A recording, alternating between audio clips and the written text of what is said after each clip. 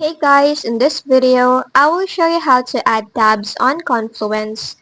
First, go and log into your account.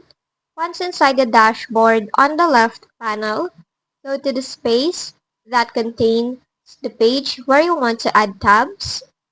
Now, just go to that page. Then for here, on the upper ribbon, click on this plus sign button to insert an element.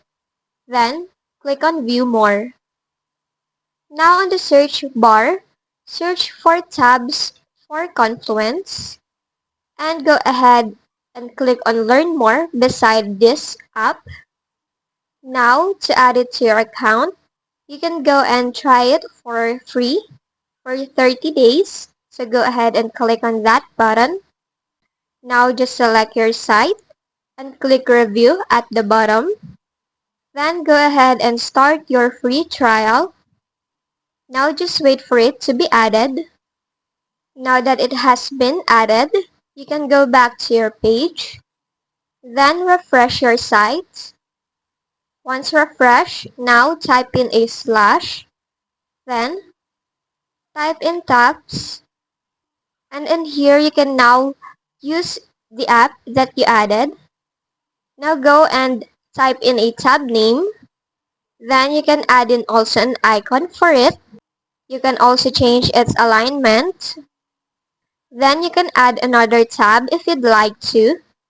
Add an icon for it. Then add another one as much or as many as you'd like. Then for the structure, you can change it from horizontal to vertical.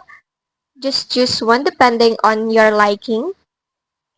Then you can also opt to fix the tabs at the top when scrolling or not. Now for the header style, you can choose from basic, filled, or rounded. Then for the accent color, you can choose one depending on your layout. And you can also go and add a border or not. Once done on customizing, just click on the Save button. Now, you can now start typing to add a content. Then, to view your final result, just go and hit the Publish button at the top. Then publish it again. And there you have it.